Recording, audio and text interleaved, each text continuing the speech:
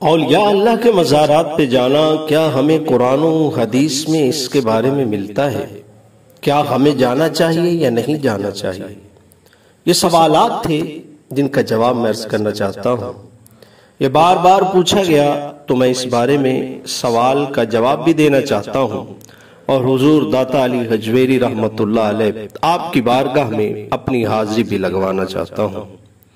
میرے دوستو بھائیو، آج کل مجھے اور آپ کو مزارات پہ جانے سے روکا بھی جاتا ہے۔ کہا جاتا ہے کہ اولیاء اللہ کیا دے سکتے ہیں، ان کے پاس کیا لینے کے لیے جاتے ہو؟ آؤ ذرا میں تمہیں قرآن سے بھی دکھاتا ہوں اور رسول اللہ کی حدیث سے بھی دکھاتا ہوں کہ اولیاء اللہ کے مزارات سے کیا ملتا ہے، ولیوں کے پاس جانے سے کیا ملتا ہے۔ آئیے ذرا پہلے میں قرآن سے آپ کو یہ ثابت کرنا چاہوں گا۔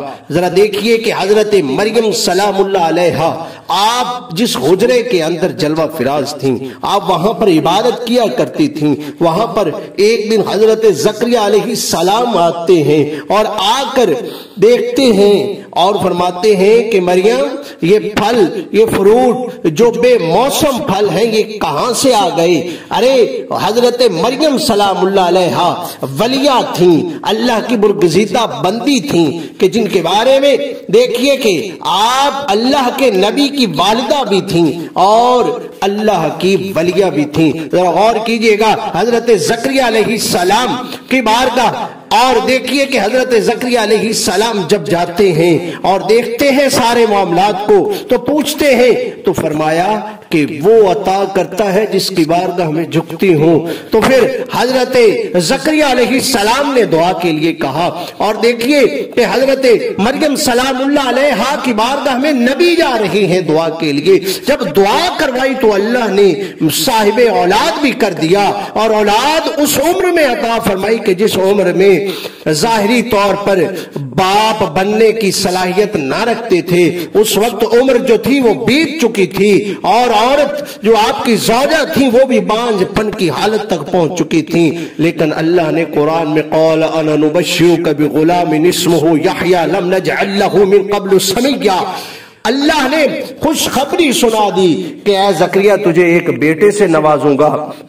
اور وہاں پر دیکھیے کہ حضرت زکریا علیہ السلام حضرت مریم کے پاس گئے، تشریف لے کر گئے، اور وہاں پر حضرت مریم نے بھی دعا کی۔ اور آئیے ذرا رسول اللہ کی بارگاہ میں چلتے ہیں، در مصطفیٰ پہ چلتے ہیں، در مصطفیٰ کی بارگاہ میں عرض کرتے ہیں کہ آقا کیا اولیاء اللہ کے پاس جانا چاہیے یا نہیں جانا چاہیے؟ کیا آپ کے ساتھ جو عشق کرنے والے ہیں، اللہ کے ساتھ جو محبت کرنے والے ہیں، ان کے پاس جانا چاہیے؟ تو دیکھیے کہ حضور صلی اللہ علیہ وسلم نے حضرت علی المرتضیٰ اور حضرت امیر المومنین حضرت عمر فاروق رضی اللہ تعالیٰ عنہ آپ دونوں کو حکم فرمایا کہ جائیے اویس کے پاس جائیے اور جا کر میری امت کی بخشش کے لیے دعا کروائیے۔ دیکھیے کہ وہ صحابی نہیں تھے، بلکہ دیکھ لیجئے کہ ان کا مقام کیا تھا کہ حضور فرما رہے ہیں کہ جائیے ان کے پاس دعا کروانے کے لیے۔ آئیے ذرا ایک حضرت داتا علی حجویری رحمت اللہ علیہ آپ کی بارگاہ میں عرض کرتے ہیں، دیکھیے کہ ایک عورت جو 40 سال سے حضرت داتا علی حجویری رحمت اللہ علیہ آپ کی بارگاہ میں حاضری دیا کرتی تھی، ایک دن ایسا ہوا تاخیر ہو گئی، لیٹ ہو گئی، اور اس کے پاس پیسے بھی نہ تھے۔ غور کیجئے گا جو میں عرض کرنا چاہتا ہوں، پیسے بھی نہ تھے۔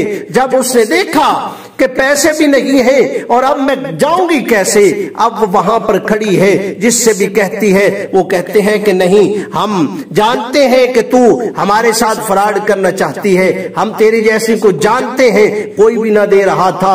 حضرت داتا علی حجویری کی بارگاہ میں کھڑی ہیں اور پیچھے مڑ کر دیکھا اور عرض کرتی ہیں کہ 40 سال ہو گئے حاضری دیتے ہوئے، مہربانی کیجئے۔ کچھ لمحات گزرتے ہیں، ایک بوڑھا آدمی آتا ہے اور وہ جناب محترم وہ بڑا آدمی تانگا اور گھوڑا لے کر پھر رہا ہے اور کہتا ہے کہ جس نے جانا ہے آ جائیے۔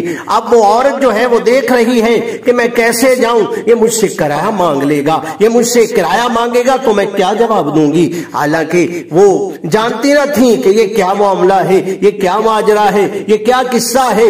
اب وہ اس نے کہا تو وہ بیٹھ گئیں۔ جب ساری عورتیں اتریں وہ بھی اتر گئیں۔ کہتی ہیں کہ ایک سبز چادر تانے ہوئے ایک بزرگ بیٹھا تھا، پہلے ایک سٹاپ آیا، وہاں پر وہ بزرگ اتر گیا اور اس نے کچھ پیسے بھی دیے اس تانگے والے کو اور چلا گیا۔